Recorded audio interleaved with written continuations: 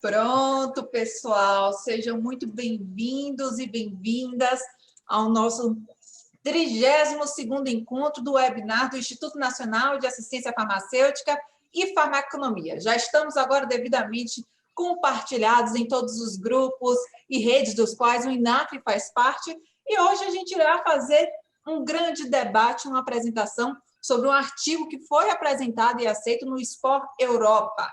Eu trago para vocês hoje a discussão do estudo de análises econômicas do biosimilar trastuzumab para tratamento de pacientes com câncer de mama HER2 positivo, sobre a perspectiva da assistência médica privada brasileira, e contaremos, claro, com a apresentação de Dr. Reinaldo Nascimento, que é diretor médico da Dualmed. Bom, como todas as noites, nós contaremos com a moderação de professor e pesquisador da Universidade Federal da Bahia, da Faculdade de Farmácia, Lindenberg Assunção Costa, para esta noite. E boa noite, professor, seja muito bem-vindo. Boa noite, Victória, boa noite a todos que nos assistem agora, sejam bem-vindos. Muito obrigado aí ao Reinaldo, doutor Reinaldo, ele é um companheiro aqui de muitas mudanças, tanto no setor privado quanto no setor público também, e tem contribuído aqui com o Instituto Nacional de Assistência Farmacêutica em diversos momentos. Então, eu agradeço primeiramente a participação do Dr. Reinaldo e agradecer a todos vocês que nos assistem agora, principalmente aos médicos que estão aqui nos assistindo, aos profissionais de saúde, os farmacêuticos e os gestores que estão dividindo esse momento aqui conosco. A gente tem um tema muito importante, né? E esse tema foi recentemente aprovado na ISPO, né? Que vai realizar agora em novembro, ser realizado agora, foi apresentado, aliás, na última ISPO, e é um trabalho, uma avaliação econômica do trastuzumab como biosimilar, na perspectiva da assistência médica. Então, esse tema é relevante, né? Especialmente também para o setor privado. O setor público, a gente avançou bastante, né, na absorção desses produtos, e tem uma palavra-chave, a sustentabilidade, né, do SUS, especialmente não só pela economia, mas também pela qualidade desses produtos, que indubitavelmente tem sido demonstrado nas diversas agências de regulação pelo mundo inteiro, especialmente Europa e Estados Unidos. Então, essa discussão, né, sobre a eficácia, sobre a qualidade dos produtos biosimilares, ela já foi suplantada, e agora a gente tem, evidentemente, de focar na sustentabilidade do sistema, seja ele público ou privado. E hoje a gente vai discutir um ponto muito importante para o gestor privado, que são os custos, né? Então, esses custos, eles são muito importantes porque garante, assim como no setor público, o acesso desses produtos a uma gama de pacientes muito maior.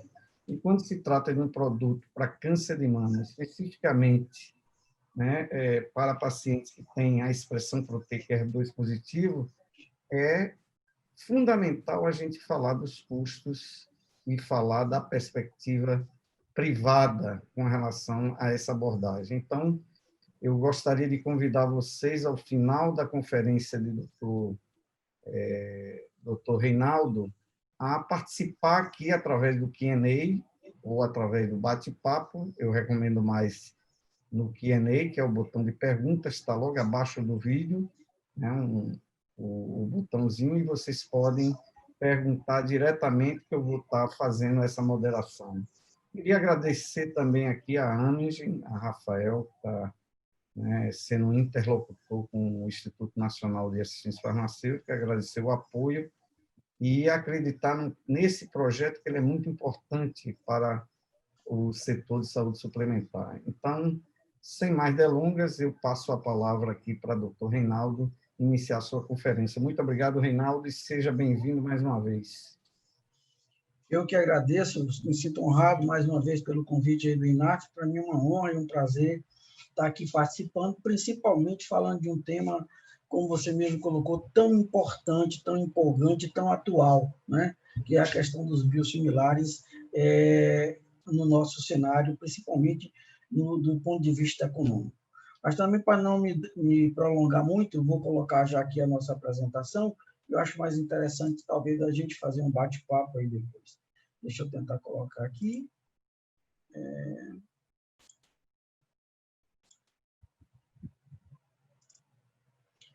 Ok. Vocês já conseguem ver aí a tela da apresentação?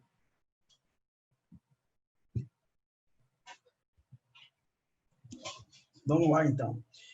Nós vamos falar, então, sobre esse estudo que traz a questão da análise econômica do biosimilar. Para falar dele, eu vou usar três fases aqui, né? Uma de contextualização econômica do trastuzumab no cenário privado brasileiro, principalmente. Depois falar um pouquinho sobre o estudo LILAC, que é o estudo pivotal que aprovou o trastuzumab da Amgen aqui. Vamos falar um pouquinho do impacto econômico de substituição de biológico de referência para o biosimilar e, por final, falar, de fato, do estudo dessa análise econômica, que é a proposta principal aqui do trabalho. Bom, já em 2017, essa é uma demonstração aqui do qual é o impacto econômico que o trastuzumab traz. Então, vejam vocês aqui que, mesmo em 2017, nós tínhamos aqui já um cenário de quase 1,2 bilhões de reais gastos com o trastuzumab no mercado brasileiro.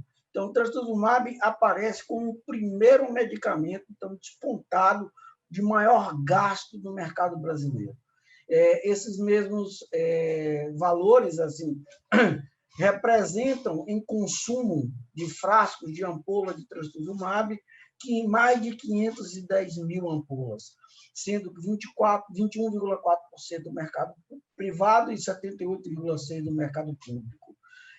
Esses números só fizeram crescer desde de julho de 2018 a junho de 2019. Ele já passa de 1,2 bilhões, a gente vai ver aqui. Se a gente fosse considerar aqui, fazendo uma correção, porque dentre esses 510 mil frascos, tem frascos de 150 miligramas e de 440 miligramas. Se fosse a gente converter para um frasco padrão ideal, que é o paciente padrão ideal de 420 miligramas, isso corresponderia a 230 mil frascos e equivaleria a aproximadamente o tratamento de 13 mil pacientes. Isso mostra o quanto o câncer de mama é prevalente, ainda que seja a menor parte, que é o câncer de mama HER2 positivo, né?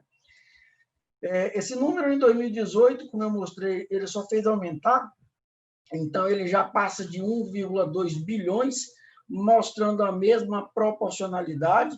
Então, só desses 1,2 bilhão, 1 bilhão e 200 milhões, 780 milhões foram gastos só no sistema privado, enquanto que no sistema público foi 420 milhões. Obviamente, pela diferença financeira, que é o principal elemento. Há outros elementos aqui que faz com que esses números sejam menores, mas o principal aqui é a diferença de custo. Se a gente novamente faz aquela equiparação do frasco padrão de 420 miligramas, lembrando, esse frasco não existe, só existe frasco de 150 e 440. Aqui é um ajuste para o paciente padrão de 70 quilos, iniciando terapia com 8 miligramas, passando depois para 6 miligramas, daria em média de 86 mil frascos de trastuzumab usado nesse período de um ano, só no sistema de saúde privado. No sistema de saúde público, isso sairia em torno de 146 mil frascos.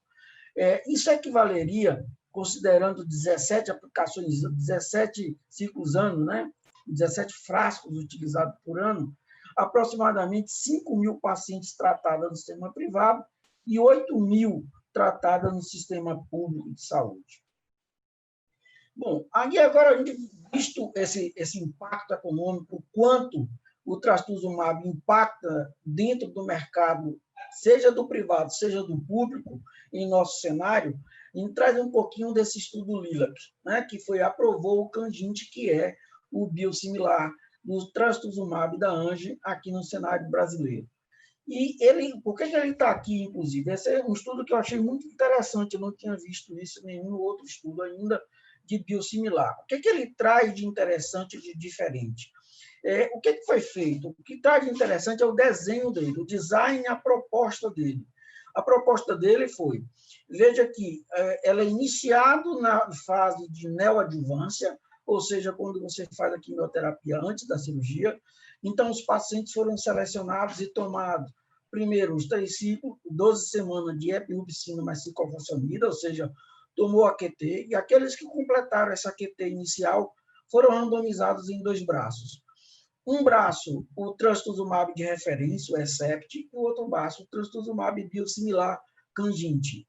Então, aqui já de saída, a gente tem a possibilidade de testar o biosimilar com seu biológico de referência na fase de neoadjuvância. Segunda etapa é que, após a cirurgia, a gente continua com o trastuzumab na adjuvância, pós-cirurgia. E no braço que te usou o biosimilar Canginte do trastuzumab, ele continua usando o mesmo produto. E no braço do produto de referência do Hercept, ele se subdivide em 2 braços. Ele mantém o Hercept em um dos subbraços, digamos assim, e muda para o Canginte em um outro, ou seja, ele faz uma troca, ou switch, né? E o que tem de interessante aqui? A possibilidade de testar em 3 situações. Eu testo a adjuvância, a neoadjuvância, comparando diretamente um com o outro.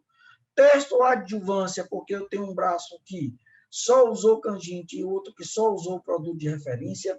E ainda tive a possibilidade de avaliar o início do produto de referência na neoadjuvância e o switch depois para o Canginte, que é o biosimilar do trastuzumab.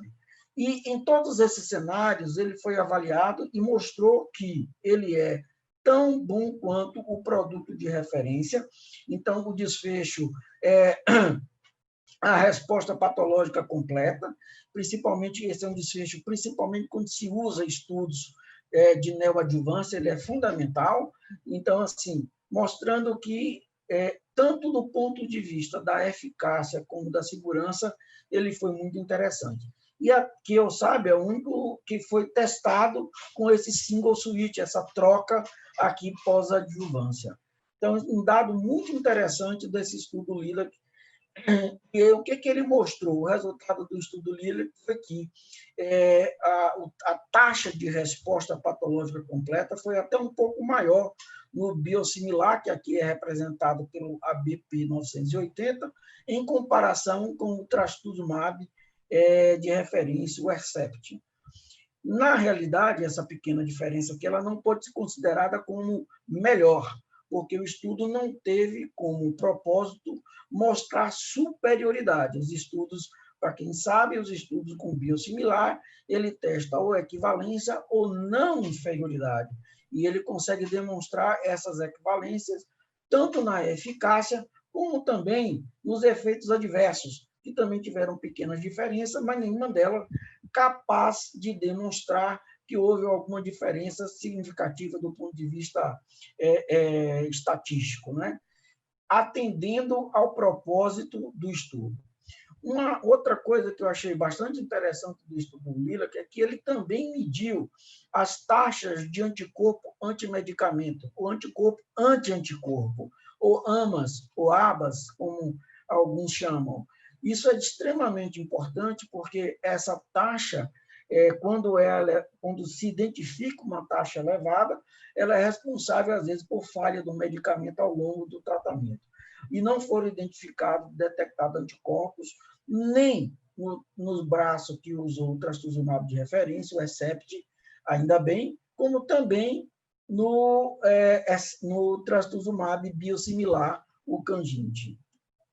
Bom, saindo agora do estudo Lilac, entrando um pouquinho sobre o impacto econômico que traz a entrada desses biosimilares e, em particular, o biosimilar Canginte.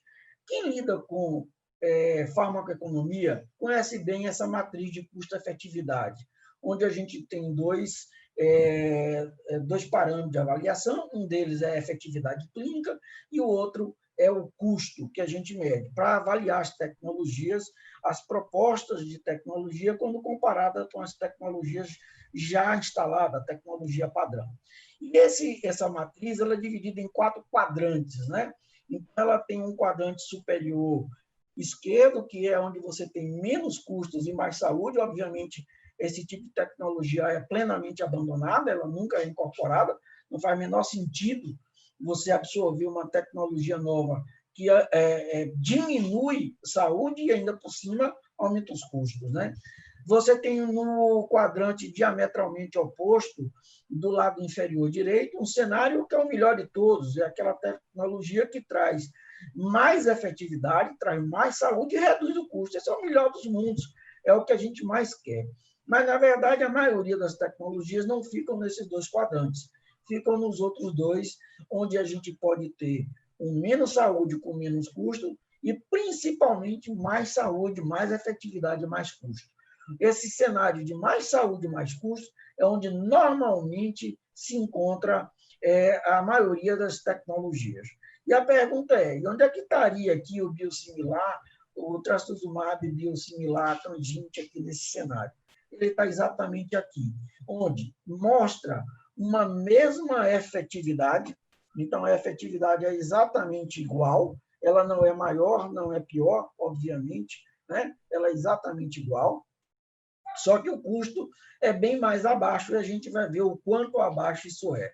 Na realidade, quem avalia, quem faz farmacoeconomia sabe que quando a efetividade é a mesma dentro de um cenário desse, a gente nem chama mais de estudo de custo-efetividade, chama de custo-minimização, porque os parâmetros clínicos são iguais e o custo é menor.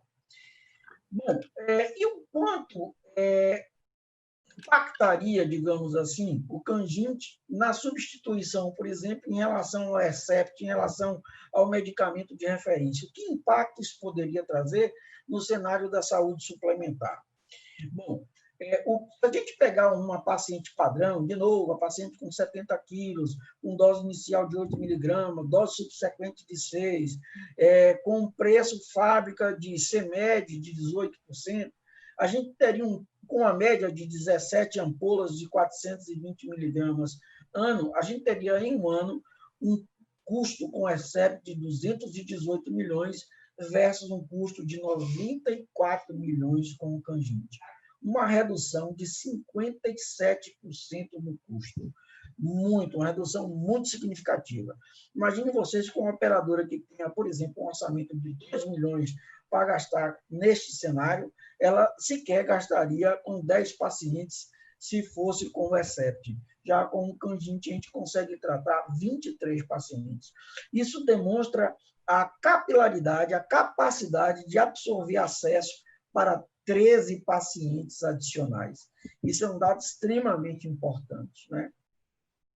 Bem, ainda agora, trazendo essa substituição para o cenário total do sistema privado de saúde, aquele onde a gente já viu lá, baseado no parâmetro de julho de 2018 a junho de 2019, onde nós tínhamos um custo de 780 milhões, a gente trazendo agora para a realidade do Canginte, esse custo cairia de 780 para aproximadamente 480 milhões. São 300 milhões de reais na economia do sistema privado de saúde do Brasil. Imagine o que esses 300 milhões não seriam capazes de fazer em oxigenar, em absorver outras tecnologias ou promover o acesso e promover um melhor equilíbrio econômico das operadoras de saúde. Extremamente importante, né?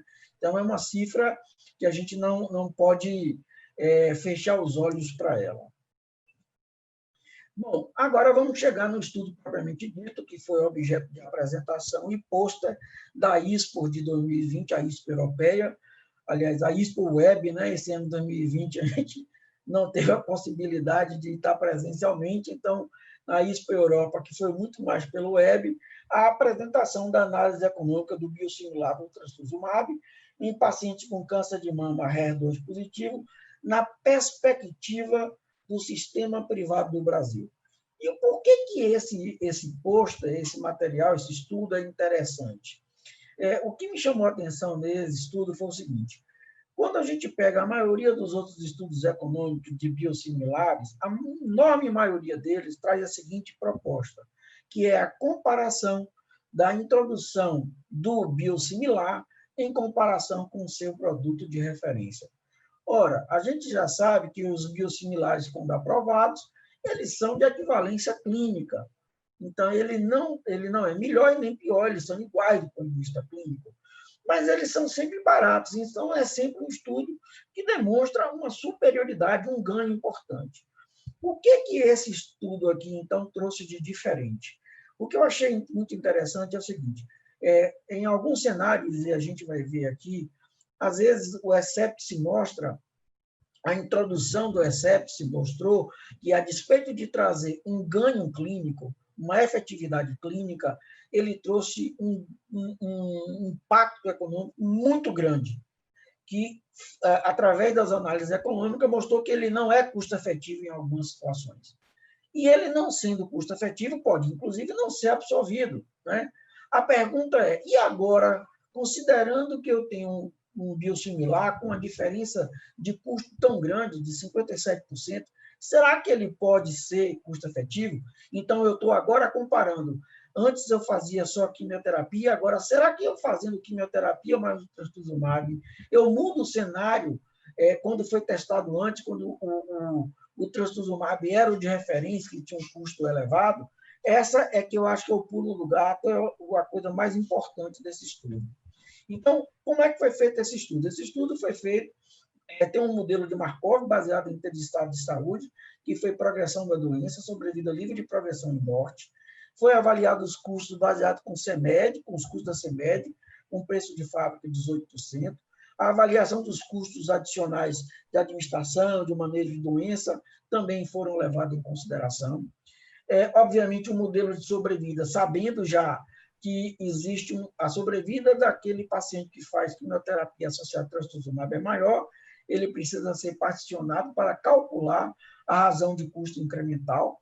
E foram analisadas duas populações. Que população foi essa? Câncer de mama precoce ou câncer de mama inicial e câncer de mama metastático. Obviamente, em ambos os cenários, pacientes com câncer de mama repositivo, senão não tinha indicação de usar trastuzumab.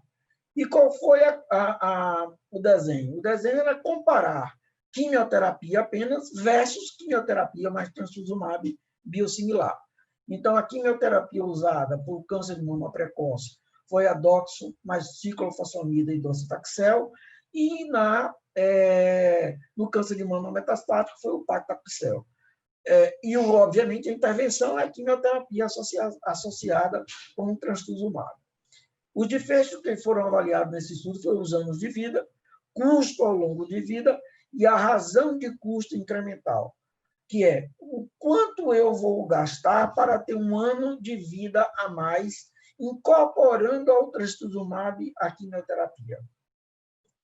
Bom, voltando na nossa tabelinha, na nossa matriz de custo-efetividade, a gente já sabia de antemão que o trastuzumab, porque os estudos do ESEPT já tinham demonstrado que ele, associando nesses dois cenários a quimioterapia, ele aumentava a sobrevida.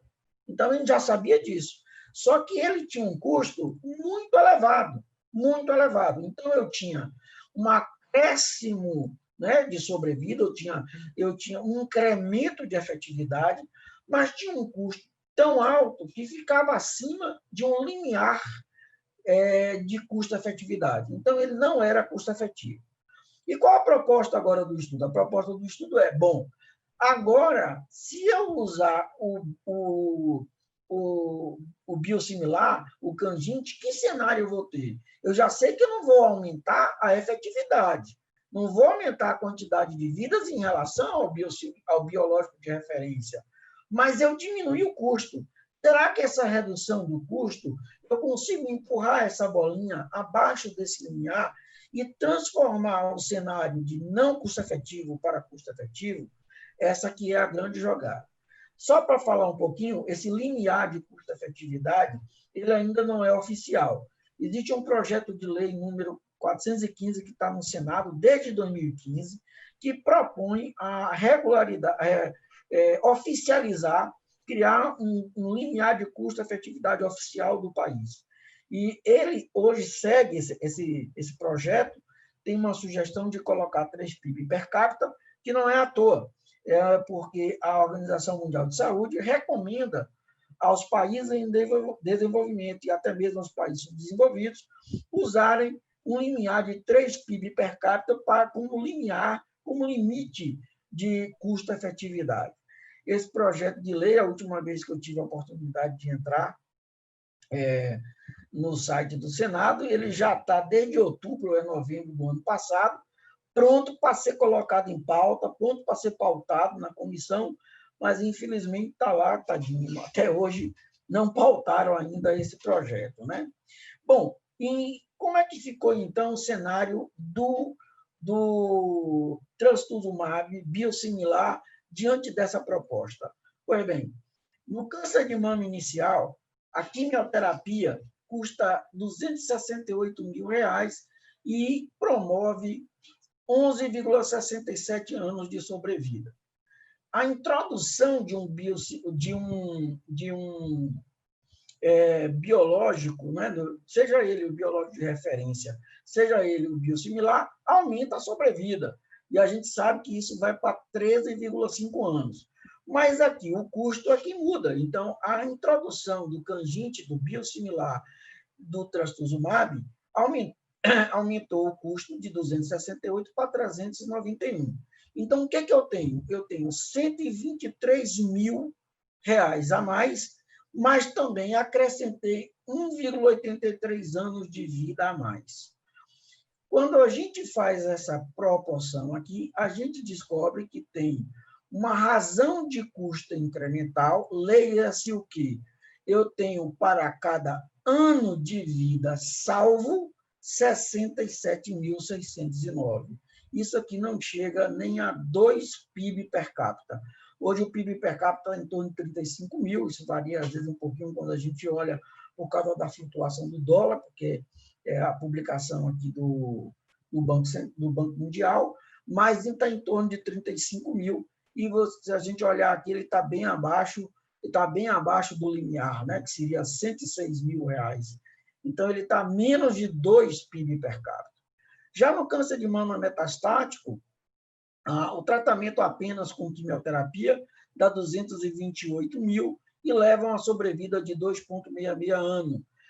A introdução do trastuzumab e Canginte aumenta essa sobrevida para quase 4 anos, mas aumenta o custo para 365 mil.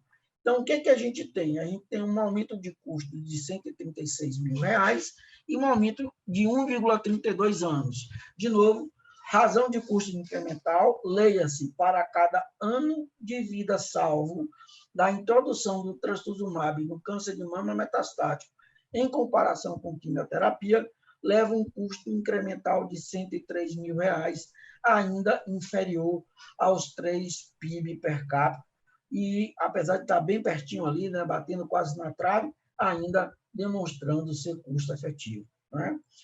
Então, o que acontece? Eu tenho um detalhe aqui muito interessante que eu achei muito, não é mais do que honesto, mais do que justo, que a Ana colocou, que é o seguinte: quando a gente faz a avaliação de um estudo econômico, os estudos econômicos são sempre estudos secundários, né? Ele precisa de estudos primários para você desenvolver. E a gente sabe que variação de alguns elementos, seja da sobrevida, seja de uma série de coisas, pode variar o resultado. E aí, para a gente verificar se essa variação pode interferir no resultado, a gente faz o que a gente chama de teste de sensibilidade ou análise de sensibilidade.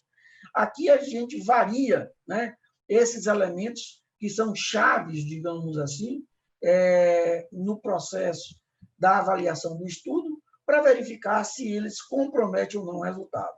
Veja que no quadro de baixo, no quadro B, que é o câncer de mama avançado ou metastático, a variação comprometeu basicamente esse resultado, que não assegura, na verdade, que a gente vai conseguir manter esse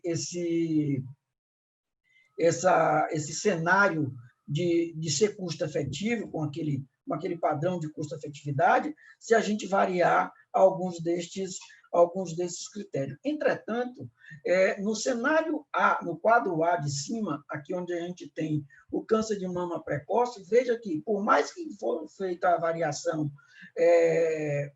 dos testes de sensibilidade, o resultado ainda da razão de custo incremental ficou muito mais interessante, muito abaixo desse limiar de custo-efetividade, ou limiar de disposição para pagar diante desses parâmetros aqui testados nesse cenário.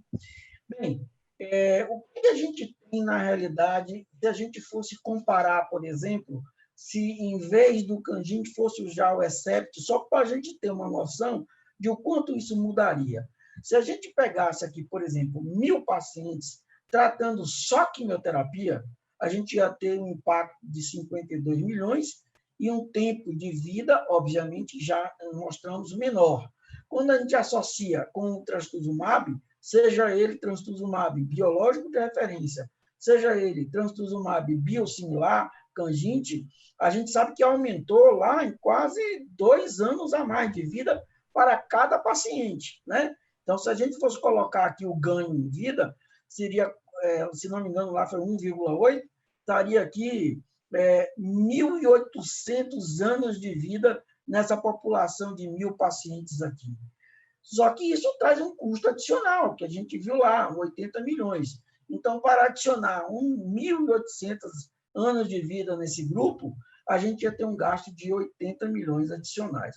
Entretanto, se formos colocar o Herceptin, isso pula de 133 para 237. Então, em comparação, Herceptin com o Canginte, nesse cenário, o custo adicional entre os trastuzumab é de 104 milhões.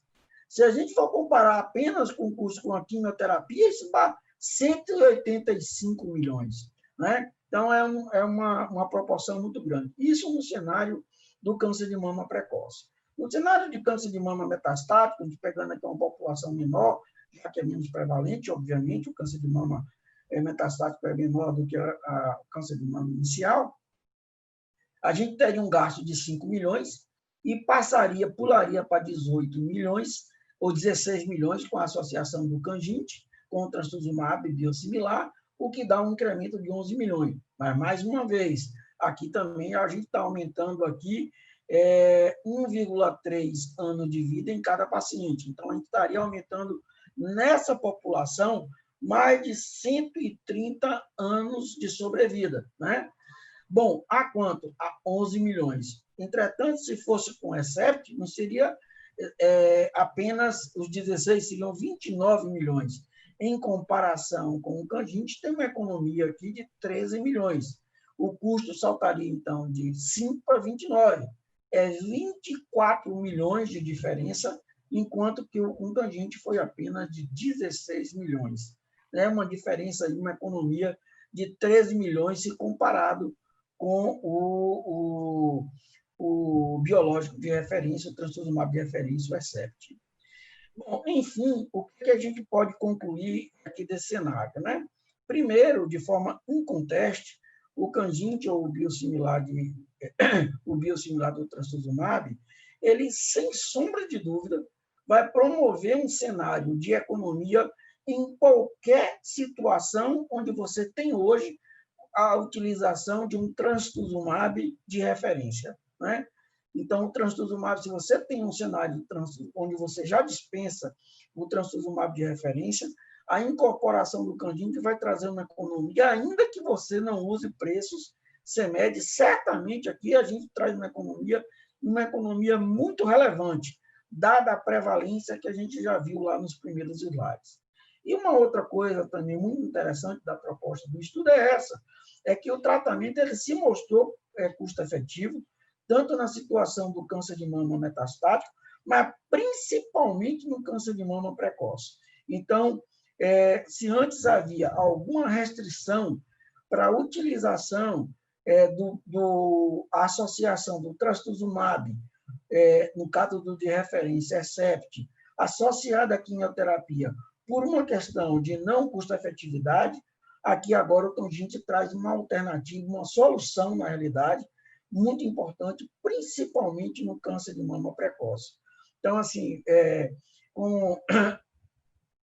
a gente já tinha uma expectativa que os biosimilares, de uma forma geral, já ia trazer uma economia, né? Já traria uma certa economia, que obviamente vai variar a depender do quadro que está sendo analisado.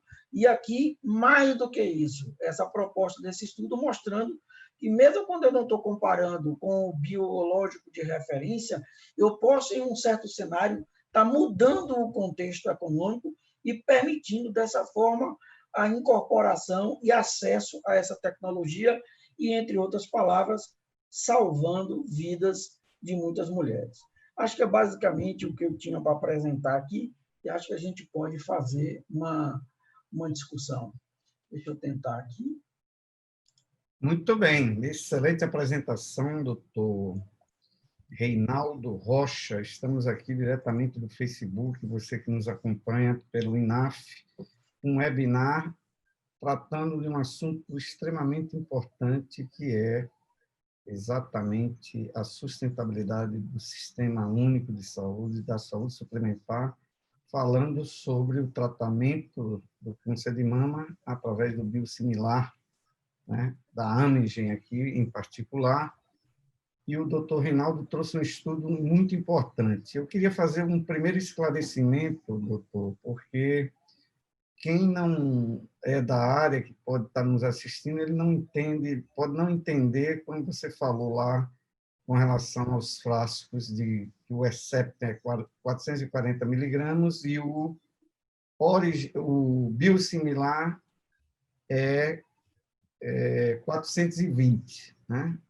E aí eu queria que você explicasse essa diferença, mas ela, na realidade, ela só existe uma diferença na dosagem expressa no frasco, mas a concentração final é a mesma, por uma característica do produto biosimilar desse em particular, que é um volume de expansão após a reconstituição. Eu queria que você reforçasse isso, porque na hora que você explicou, pode até voltar o slide se quiser, porque eu acho que essa informação é muito importante para que a gente possa compreender que, apesar de ser a mesma substância, a dosagem é diferente, mas a concentração final, ao final, após a reconstituição, é a mesma.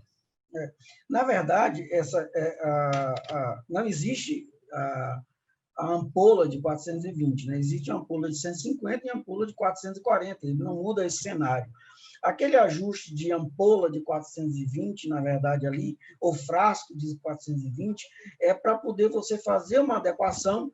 Imagino que não se sabe exatamente quantas pessoas exatamente usaram, como é que foi essa distribuição. Então, o que é feito? Transforma-se em tudo em miligramagem, vamos chamar assim, tanto de 150 como de 440, tudo isso em miligramagem, e identifica que a dosagem para uma paciente padrão, é aquela paciente de 70 quilos, etc., a dosagem média de tratamento dela, até porque a dose inicial varia depois com a dose subsequente, mas a gente faz um ajuste e essa dose diz uma dose padrão. Então, do ponto de vista farmacológico, não muda em absolutamente nada. As apresentações, inclusive, iguais. Agora, essa medida de 420 é para fazer um efeito da gente poder equiparar os dois, colocar as duas coisas de formas iguais e poder fazer o cálculo da quantidade de utilização, porque senão você não consegue, obviamente, comparar. Vai ficar difícil, obviamente, comparar, né? Muito bem. Eu tenho uma primeira pergunta aqui com relação ao mercado privado, né? Mostrou o estudo aí muito bem que há uma economia, há uma relação de custo-efetividade, por que a Conitec, por exemplo, não faz esse tipo de avaliação, na sua opinião, no setor público? E no setor privado, uma operadora, por exemplo, uma operadora com um sistema verticalizado, ela pode utilizar isso, né, para poder... Quais são as vantagens no caso de uma operadora de saúde? Vamos lá. A operadora, aquela que consegue ter alguma inferência sobre o que é prescrito, né? Seja porque é da rede própria, seja porque ela é muito poderosa, muito grande em relação ao prestador, ou porque tem uma relação muito boa com seus prestadores, aquela que consegue inferir, obviamente, ela vai conseguir, porque assim, primeiro porque já demonstrou que, eu não estou falando só desse biosimilar, os biosimilares, como você falou bem no início da abertura, têm mostrado uma qualidade técnica excelente. Então, todos eles têm entrado mostrando a equivalência mesmo. Então, não tem problema você sair de um para outro. Inclusive, estudos de suíte tem aí de sobra, mostrando que não tiveram problema com perda da eficácia ou aumento de efeitos adversos. Então, a questão vira puramente econômica. Então, do ponto de vista econômico, para a operadora, representa, obviamente, uma economia extremamente relevante, porque o custo, como a gente mostrou aí, com esses quimioterápicos, são absurdos, né? São muito grandes. Então, permite para a operadora não só essa economia, para poder realocar recursos e tentar equilibrar, porque assim, esse desequilíbrio econômico que as operadoras estão vivendo hoje é um problema muito sério. Do ponto de vista do SUS, e principalmente da Conitec, eu acredito que eles fazem isso, né? Então, os preços no SUS, por isso que a apresentação foi aqui, foi no cenário da saúde privada do Brasil, mas os preços do SUS, obviamente, são menores do que o preço do medicamento no cenário público. Eu imagino que o SUS faça acordos de compra para reduzir valor em grandes lotes, né, por um período prolongado, e precisa respeitar, talvez, esses elementos. Mas eu acredito que em toda janela de oportunidade, seja porque eu não tenho problemas do ponto de vista de contratos que amarrem tanto essa compra de um produto biológico de referência, ele vai sempre estar fazendo essa análise, porque é uma análise fácil. E eu tenho certeza que a Conitec tem gente muito capaz de fazer essas análises também. Então, eu acredito que eles devem fazer. É uma questão mais de oportunidade. Muito bem. Veja só, tem um participante aqui que mandou mais um comentário sobre aquela pergunta que eu fiz inicial. Ele está dizendo o seguinte, que, assim como antibióticos, né, os quimioterápicos, quando você dilui ele no frasco ampola, é um farmacêutico, por isso que eu estou te falando. Isso se chama volume de expansão. O frasco, ele pode ter a mesma dosagem diferente lá, que a gente chama, que está escrito, né, na bula e no frasco do produto, mas quando você joga água nele, dilui, ele tem um volume de expansão, que no biosimilar a dosagem é menor, porque esse volume de expansão é maior, mas no final, quando você reconstrui o pó liofilizado e tem lá a solução final vai ser 21 miligramas, né, que vai ter a mesma concentração do que o original. Então, ele está colocando aqui, né, fazendo apenas uma ressalva, que o resultado final, conforme a bula, é 20 ml de solução, é 21 miligramas por ml, do originador quanto do Canginte, certo? Então, só para consertar que isso é uma coisa de farmacotécnica, de administração de medicamentos e de diluição. Né? E agradeço meu colega que contribuiu. É um pouco confuso, porque a gente se confunde mesmo. Então, na realidade, a solução final vai ter uma concentração de 21, né, miligramas por ml, que é a mesma concentração do originador, em que pese o frasco tem uma dosagem menor do biosimilar comparado aos 440 lá quando você pega dois frascos equivalentes, né? 440 e 420. Na realidade, assim, só para que fique claro também, assim, obviamente que aqui não foram analisados aspectos técnicos farmacológicos. Por exemplo, não sei dar nenhuma informação sobre o tempo de uso desse produto. A gente sabe que a gente usa, como mama, principalmente, tem muitos pacientes, existe a necessidade da gente fazer a otimização da quantidade de miligramas que tem em cada ampola. Então, e a duração, por exemplo, um exemplo típico, quanto isso dura depois de manipulado, depois de aberto o frasco. Vocês conhecem os termos técnicos, São termos que eu não são comuns para mim. Então, não sei lhe dizer. Então, acredito que também não tenha maior diferença nesse aspecto. Mas confesso que aí precisar dar uma olhada lá, o farmacêutico, que é a pessoa adequada para fazer essa avaliação, obviamente, pegar e fazer a análise adequada. Não sei se existe alguma diferença, acredito que não tenha. Não tem. É isso mesmo que ele está colocando aqui. Em um cenário de investimento em novas tecnologias para reembolso, como os prestadores podem colaborar incorporando os biosimilares de custo baixo? Eu acho que tem tudo a ver com aquilo que você falou no início. O que representa na realidade, né? Principalmente no cenário público, mais ainda do que o privado. Mas eu acho que isso também vale para o privado. Toda vez que você incorpora, porque assim, vamos entender que a gente está falando de eficácia igual. Se a gente está falando de eficácia igual, não há discussão sobre efeito adverso e a eficácia, então eu vou falar de custo. Eu acho que no sistema público, mais do que o privado, é uma obrigação do gestor. Eu acho que é mais do que uma opção, é uma obrigação do gestor preservar, usar bem o recurso público. Porque a partir do momento que ele promove essa economia, o que ele está fazendo é uma eficiência alocativa. Ele está alocando com mais eficiência recursos e salvando recursos para gerar novos acessos. Porque a gente sabe que no SUS, principalmente, mas também no sistema privado, a gente tem problemas de acesso. Algumas situações, a gente não tem usado ou usado como gostaria de usar certa tecnologia para o impacto econômico. Na hora que você diminui esse impacto, você permite a inclusão dessas novas terapias em cenários clínicos que antes você não usava. Você acabava otimizando em alguns lugares onde aquele efeito era maior, onde o resultado esperado era maior.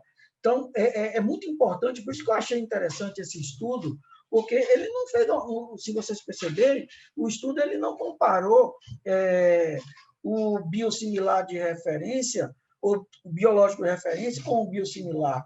Ele fez uma situação justamente essa, no cenário onde você só tem quimioterapia e não incorporou o biológico trastuzumab, porque o custo era muito alto e o impacto era muito grande, aqui nesse cenário, quem sabe você já pode incorporar.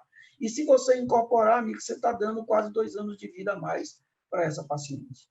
Então, considerando isso que você sintetizou aí com precisão, porque como o estudo é numa perspectiva privada, né, da saúde suplementar, olhando para a saúde suplementar, o SUS já resolveu esse problema, porque já incorporou. Olhando para a saúde suplementar, se você tem um dado de custo-efetividade, de ganhos, você colocou muito bem ali, de utility, né, que é chamado no modelo lá farmacoeconômico.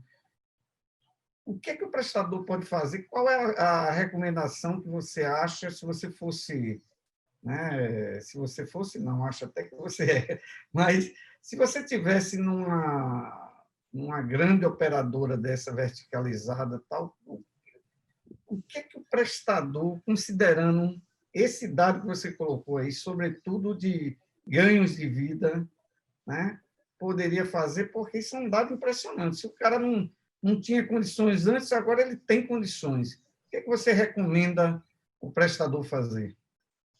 Na realidade, assim, eu acho que no Senado privado, ele, na maioria, já vem incorporando essas situações. A minha opinião pessoal, eu acho que ele já vem incorporando. Aquele que não vem incorporando, eu acho, obviamente, ele tem toda a ferramenta agora para incorporar, na minha opinião. Agora, tem um caso aí também, que é um detalhe que é interessante, que é o seguinte. É bem verdade que toda vez... Oi. E o que está faltando? Você acha que ele está fazendo, mas o que está faltando para aqueles que não fazem? Informação, treinamento, vontade.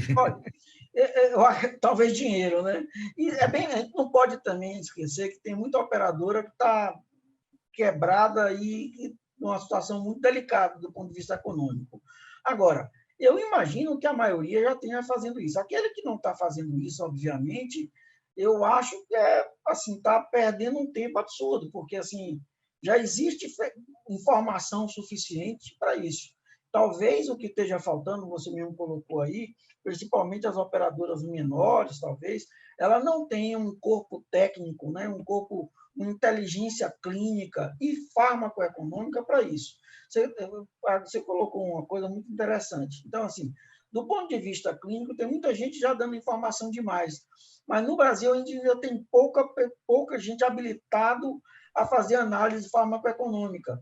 E não precisa ser uma coisa de todo mundo, não, uma coisa super complexa, não. Né? Na verdade, assim, aquele que tem conhecimento intermediário, por exemplo, já consegue tranquilamente fazer uma demonstração para isso, por exemplo, e demonstrar para um gestor de operadora a vantajosidade dessa ou daquela outra opção. Né?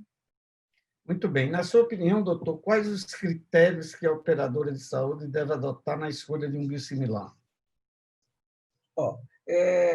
O primeiro deles é verificar se realmente ele usou a via de comparação para poder ser aprovado, porque no Brasil existe uma segunda via e que essa outra via é uma via que não demonstra a comparabilidade. Eu acho que talvez seria identificar, ir lá verificar o estudo pivotal, se realmente os dados, se o estudo foi bem conduzido, né? Se o estudo foi por comparabilidade, se realmente os desfechos foram realmente não inferiores ou equivalentes.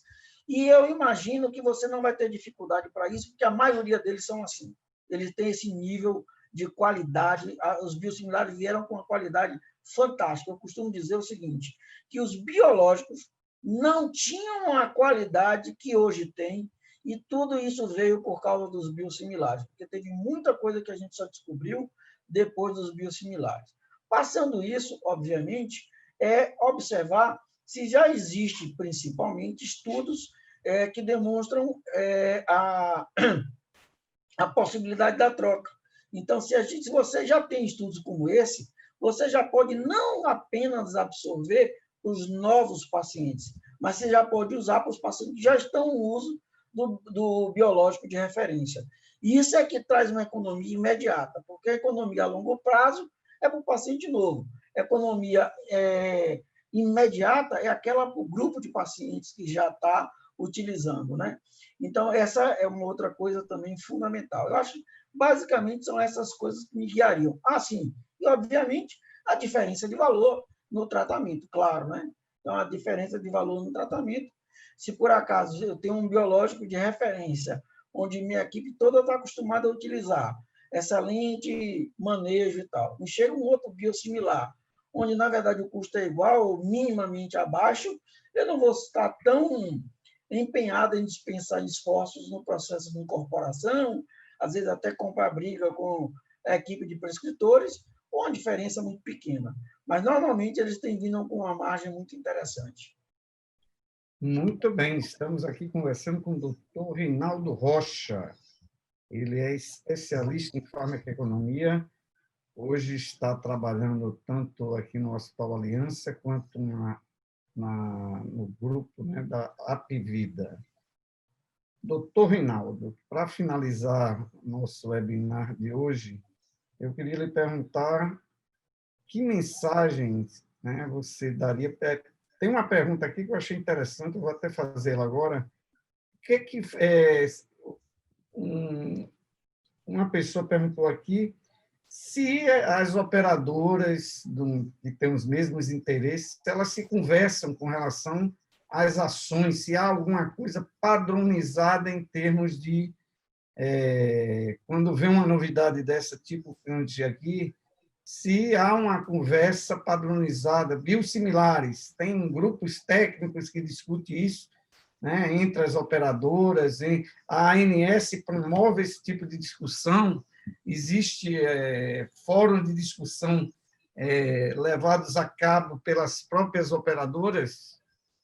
Existem, sim, existem. Não é uma coisa necessariamente planejada, talvez, ou padronizada, vamos dizer assim, mas existe essa promoção de fóruns de discussão sobre isso. Agora, uma coisa que existe também que é interessante é que nas associações dessas operadoras, por exemplo, a Unidas, ela promove para o grupo das operadoras que são autogestão, normalmente palestras, eventos, idem quando ocorre com as Unimedes, né? abrange, né, que representa a medicina de grupo também. Então, assim, uma que represente todas as operadoras, eu não tenho normalmente visto, mas existe várias iniciativas de discussão. E tem uma coisa muito curiosa, né, que é o seguinte: alguns profissionais eles permeiam as operadoras, né? Às vezes trabalham até no mesmo tempo para mais de uma operadora diferente. E acaba que se aculturando em um meio essas coisas, e daí a importância de a gente estar divulgando, porque quanto mais a gente divulga, quanto mais a gente debate, faz debates como esse aqui, mais isso toma corpo, né? Mas assim, não seja uma coisa padronizada, tipo assim, a União das Operadoras do Brasil fazem discussão, não tem uma coisa desse tipo. Mas os fóruns de discussão, inclusive de biosimilares, ele é muito frequente, porque é um tema muito atual e com muita expectativa, porque ele traz uma economia importante o mercado de saúde como um todo, não só o privado. Né? Muito bem, estamos chegando ao fim. Eu queria que o doutor Reinaldo fizesse uma síntese do estudo que foi apresentado aqui, em termos de mensagens finais. Então, queria que você colocasse claramente quais são as vantagens que o estudo apresentou, né? E você fez essa síntese há poucos instantes agora para a gente finalizar e ficar com as key messages na cabeça, as mensagens chaves que eu acho que foi muito interessante. Primeiro, o diferencial do estudo que você colocou. Eu acho que assim, a mensagem mais interessante desse estudo é justamente essa aí. Assim, qual é o diferencial dele? Ele não veio apenas mostrar que a entrada do biosimilar pode fazer uma economia quando você compara com o biológico de referência. Mas o biosimilar ele pode representar acesso à terapia, às novas terapias, a boas terapias, em cenários onde antes o custo elevado do biológico de referência não permitia que isso acontecia. Eu acho que, talvez, se for perguntar qual a mensagem mais importante desse estudo é esse. Porque os estudos econômicos, você pode variar um pouquinho, fazer um questionamento sobre um item ou outro, mas essa abordagem, esse approach de mostrar que, não apenas uma questão econômica, você não vai apenas diminuir custo quando você incorporar esse biosimilar em comparação ao biológico de referência, mas você pode gerar novos acessos. Você pode gerar acesso para a população e, com isso, você aumentar anos de sobrevida dessa população. Eu acho que talvez é a mensagem principal que esse estudo traz. Muito bem. Eu estou aqui discutindo com o doutor Reinaldo sobre biosimilares e eu queria deixar a minha mensagem final que os biosimilares é um caminho sem volta. Né? Em todas as áreas terapêuticas, a gente tem biosimilar. A área de câncer é muito importante e os biosimilares, nessa área especificamente, vieram trazer algo muito importante para o SUS, que é a sustentabilidade, porque, como o doutor Reinaldo colocou muito bem, né, algumas barreiras já foram vencidas. A primeira delas foi a questão do preconceito com relação à utilização dos biosimilares. Os biosimilares estão sendo produzidos por grandes indústrias, assim como a Amgen. Os biosimilares têm uma qualidade indubitável, um processo de fabricação altamente rigoroso. Os estudos, né, de lançamento desses produtos, que são os estudos que o doutor Reinaldo colocou muito bem aí, eles comprovam, né, que eles são iguais aos originadores e eles são seguros também.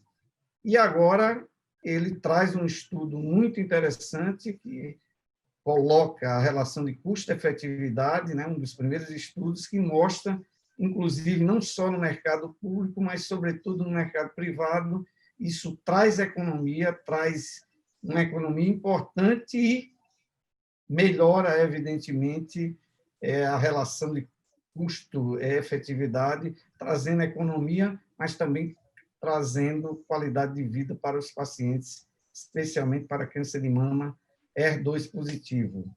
Então, evidentemente, nós temos aí um tratamento de alto padrão que vai sendo utilizado pelo Brasil e, evidentemente, vai ganhar, né, proporções não só no mercado privado, mas também no mercado público. Então, muito obrigado, doutor Reinaldo.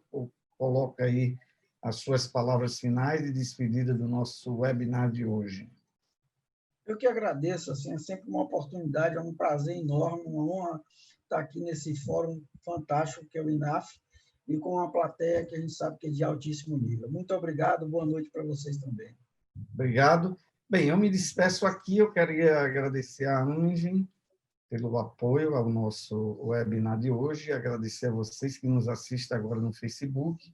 Tem uma pergunta aqui que foi mais um desabafo, que eu não quero deixar de colocar, né, que ele coloca aqui, só para finalizar, viu, porque eu achei interessante. E os custos com a prevenção economiza? Né? Eu já respondo que sim. Evidentemente, o câncer não temos que só olhar o tratamento, temos que olhar a prevenção do câncer. Né? Está aí, o Brasil é campeão em algumas ações de promoção da saúde, como o tabagismo, o combate ao tabagismo. Né? E isso tem sido, nos últimos anos, uma bandeira do Sistema Único de Saúde que certamente trouxe muita economia, evitando com que as pessoas desenvolvam a doença. Então, não é uma luta fácil, mas a gente tem, digamos assim, o Gold Star brasileiro, que é o Programa Anti-Tabagismo do Ministério da Saúde, que é fantástico, e a gente precisa avançar no rastreio do câncer de mama, no rastreio do câncer de colo de útero e em diversos outros cânceres. E hoje, o mês de novembro, né, é o Novembro Azul, e especialmente o exame de próstata, principalmente para os homens que têm acima de 45 anos, eu diria, mas principalmente acima de 50 anos, para que faça o exame, né, tradicional e mais importante, que é o do toque retal, que é o definidor se a pessoa tem ou não tem, associado ao PSA. Então, muito obrigado pelas perguntas, muito obrigado a Ana, e muito obrigado a vocês que nos assistiram agora, e ao nosso convidado de hoje, doutor Reinaldo Rocha. Quero dizer a vocês que esse webinar vai ficar gravado, disponível, e a nossa jornalista vai dizer como você vai ter acesso para aqueles que não assistiram. Além disso, eu já estou fazendo o papel dela aqui, nós iremos mandar por e-mail o link para o nosso banco de dados, e temos mais de 30 mil, né, usuários aqui. Não sei se é usuários o termo, mas ela vai me corrigir daqui a pouco. Obrigado, gente. Obrigado, professor. Pessoal, muito obrigada por mais uma noite com a live, né, com os webinars promovidos pelo Instituto Nacional de Assistência Farmacêutica e Farmaconomia. Fica o aviso, sim, de que este evento está gravado e será compartilhado em nossas redes e em nossos grupos, que somos mais de 30 mil inscritos, seja na newsletter, seja no YouTube, no Instagram, no LinkedIn, no Facebook, no Spotify, ufa, mas principalmente nós compartilharemos o link direto para as pessoas que se inscreveram neste webinar, que quiseram participar ao vivo conosco, que querem também tomar essa referência para próximas ocasiões. Gente, muito obrigada pela sua participação nesta noite, muito obrigada, doutor Reinaldo. A gente se vê nos próximos eventos, claro, com a sua qualidade de apresentação, e professor Lindeberg na moderação, contaremos sempre. Muito boa noite a todos e todas, e a gente se vê nos próximos eventos. Tchau, tchau. Tchau, gente. Obrigado, Reinaldo. Obrigado. Tchau, vocês. Obrigado, amigo.